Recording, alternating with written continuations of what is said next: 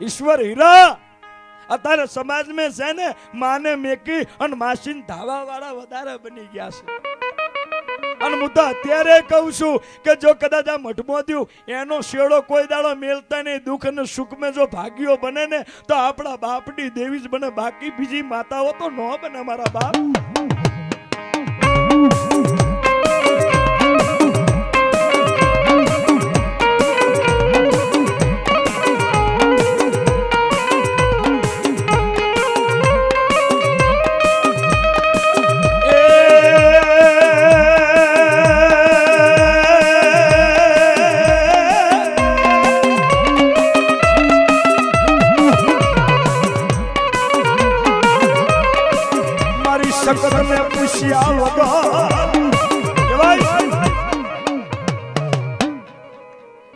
જે વખતે અપિંગી ભુવો પોતાના સાપરે હૂતો છે, દેવી મઠમાં છે, પણ 33 ટોપલીઓના જે ભયું હતા એમે એવી વાત થઈ કે ભાઈ હા ભુવો એમની જોડે જ રાખવાનું કે, પણ આપણે આપણા બાળકો બચાવવા માટે પાટણ પરગણું મૂકી અને બાકી બીજા કોઈ દેહમાં જતા રહે. તેથી 33 ટોપલીએ પોતપોતાના તંબુ ખોલી પોતપોતાના રેડલા જોડે પોતપોતાની વસ્તી લઈ અને મારી શકતને પૂછ્યા વગર, મારા ભુવાને પૂછ્યા વગર પાટણ પરગણું મૂકી અને ક્યાં જી 33 ટોપલીઓ ત્રાબાવટ નગરના સીમાડાના અંદર 33 ટોપલીઓ તંબુ નાખ્યા.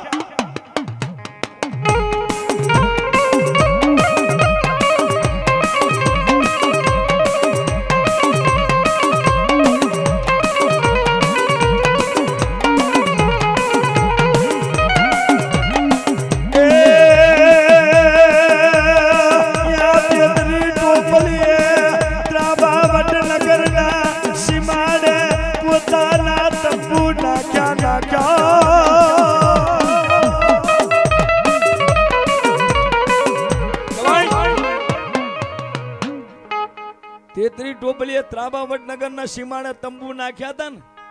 હવે ત્રાબાવટ નો રાજા બહુ જબરો હતો. ત્રાબાવટ નગરનો જે રાજા હતો ને, રાજા એનું નામ હતું રાજા રૂપસિંહ. હાથ રોણીએ વાંચ્યો હતો, હાથ રોણીએ વાંચ્યો હતો. એને કોઈ વાતની કમી નથી. ખાવે પીવે પહેરવે ઓડવે ઢોર ઢાકરે જમીન જાગવડે કોઈ વાતની કમી નથી મારા રાજા રૂપસિંહ ને. પણ રાજા રૂપસિંહ પોતાની ઢોલીએ હુવે પણ એને નીંદર ન આવે. કેમ નથી આવતી? કે ભીંડી જેવા વાળ બની જ્યાં કાલ મરી જઈશ તો આ ગાદીએ કોણ બેસશે? આવું મનોમનમાં થતું કે હાથ રોણીઓ છે. આ હાથ રોણીઓના કઈક વર્ષ વીતી જાય પણ હજી કોઈ શેર માટી મળી નહીં. તા કરમનો તપાસ હવે ક્યાં કરું? પણ આ દેવી પૂજક નહીં ભાઈ, ભાઈનો નો થાય. પણ જ્યારે દેવીનો સમય આવે ને ત્યારે ડાકલી વગાડતા હોય. આ 33 ટોપલી હવે પોતાના તંબુની માલિપા ભયું ભેગા થઈને ડાકલી વગાડી મેઘલી રાતે. 33 ટોપલી હવે ડાકલી વગાડી પોતાના ભયું ભેગા થઈ. અને જે વખતે રાજા રૂપસિંહના કાનની માલિપા આવી ડાકલીનો અવાજ સંભળાણો અને રાજાને નીંદર નથી આવતી. અને તે વખતે રાજા રૂપસિંહ મેઘલી રાતે ઉભો થઈ અને વજીરને બોલાનો. વજીરને કે હે વજીર, આ શોર શરાબો કોણ કરે છે? તે વખતે વજીર બોલે કે સાહેબ આ રાજાને કે ક્યાંક દૂર દેશથી કઈક એવા દેવી પૂજક માતાના ડાકલા વગાડે છે. તે વખતે રાજા રૂપસિંહ બોલે કે માતા રમે છે? કે હા, કે હવે મારે એની માતા જોવી છે. એ 33 ટોપલી અને હવાર પેલું મારા ત્રાબા વડનગરના દરબારમાં હાજર કરો. અને હું પરમાન રાજા રૂપસિંહ મેકું એ 33 ટોપલીઓ કદાચ ધૂણી અને જો કહી દે ને તે એની માતાને ફૂલની ગાદી આલવીશ. અને જો 33 ટોપલીઓમાંથી એકવે મારું પરમાન નહીં આલ્યું ને તો પછી મારા રાજાના મનમાં વાત પડી સાખી. હવાર મેં ત્રાબા વડનગરના દરબારમાં બોલાવો. માને પૂછ્યા વગર જો ને તો કાલ દુઃખનો દાડો આવે ને હવે 33 ટોપલી હવારના પ્રભાતની કિરણ ઉગીને તેથી વજીરો અને વજીરે વાત કરી કે હે ભાઈ તમને રાજાએ બોલાયા છે કેમ ભાઈ અમારો કોઈ ગુનો ના તમને રાજાએ બોલાયા તો તમારી ડાકલી લઈ લો અને તે વખતે રાજા રૂપસેની છે ને કારણ કાબરા બે બલારાના બચ્ચા લઈ અને ટોપલાની નીચે ઢાકે તો ઉપર છે તો ગાડાનું પૈડું ઢાંકી હતું હવે 33 ટોપલી દરબારમાં બોલાયા અલા કઈ માતા પૂછો કે સામુંડ માતા કે વગાડો ડાકલી સામુંડ ને બોલાવો હવે ડાકલી વગાડી સામુંડ નો આવી બીજી કઈ માતા કે મેલડી માતા વગાડો મેલડી લાવો મેલડી ને મેં પરમાન મૂકીએ પરમાન આપો તો તમારી દેવીને ફૂલની ગાદી અને તમને છે ને ડુકાર મટાવવા માટે અનાજની બોરીઓ હાલો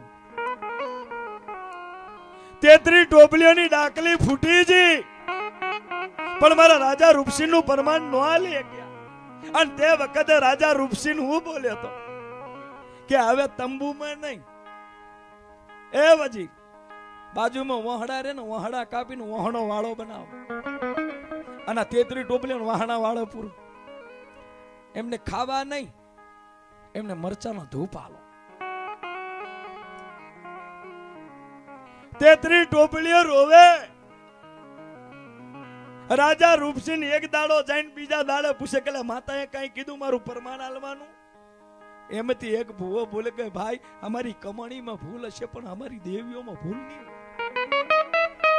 જો મારા રાજા રૂપસિંહ તારે કોઈ પરમાન લેવું હોય ને તો અહીંથી પાટણ વાળો જા અને પાટણ વાળે અમારી 33 ટોપલીઓનો મજાદર એક ભાઈ છે અપિંગી ભૂવો એના મુખે મુખે મારી સખત વાત કરે છે કે હાચું જો એ અપિંગી ભુવાની સખત તારું પરમાન નહીં આલે ને તો આ તારી જે સજા છે ને આ સજા અમે જીવન જાગો હેરથી પૂરી કરો તે વખતે રાજા રૂપસિંહ પોતાના વજીરને કીધું કે જાઓ પાટણ વાળા તઈને સિપાહીઓ હાલ્યા ઘોડા લઈને તરબદલ કરતા કરતા પાટણ આયા પાટણ વાળામાં નેજવા તાણીને બેઠા હતા અને એંગરી જઈને વાત કરી કે આટલામાં અપિંગી ભૂવો કે હામે રહ્યું ને આવું મઠ હતું હામે રહ્યું ને એ એની દેવીનું સખતનું મડસન જે પેલો હાથ મેં ચોંદીનો હોકો લઈને પીવે ને એ અપિંગી ભૂવો છે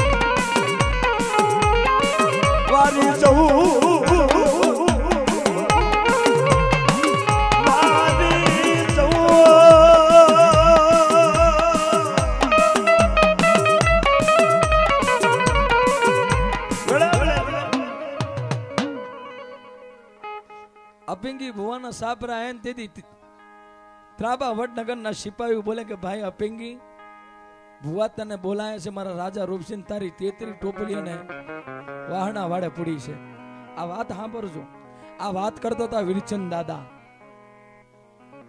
કપટિયા વાળા એક હેમજુ મેતરીઓ આ વાત કરતા હતા પણ એમનો રાગ પાછો અલગ હતો ભાઈ જબરો રાગ હતો એ રાગની પણ આપણે એક કડી આદિ સંભળાવશું વીરચંદ દાદાના ઢારમે એ છેલ્લે પણ આ શકતની વાત અને જે વખતે અપિંગી ભુવો બોલે કે કેમ બોલાવે છે કે તમારી 33 ટોપલીઓને વાહના વાળા પૂડે છે અને મારા રાજા રૂપસિંહને એક પરમાન મૂકીને તારી 33 ટોપલીએ પરમાન નહીં આલ્યું હવે તને પરમાન આપવા માટે બોલાયા છે અને તે વખતે અપિંગી ભુવો બીજું કાઈ ના બોલે પોતાની ડોશીને કીધું કે આ દૂર દેશથી આયા છે રજવાડા છે રજપૂતો છે એના માટે થોડું ખાવા ગામડામાં અત્યારે પણ રિવાજ એવો છે ખવડાઈને ખાય કોઈ દૂર દેશથી આવ્યો હોય ને પેલા એને પાણી હાલે પેલા એને ખાવા હાલે પછી પૂછે કે ભાઈ તું ક્યાંથી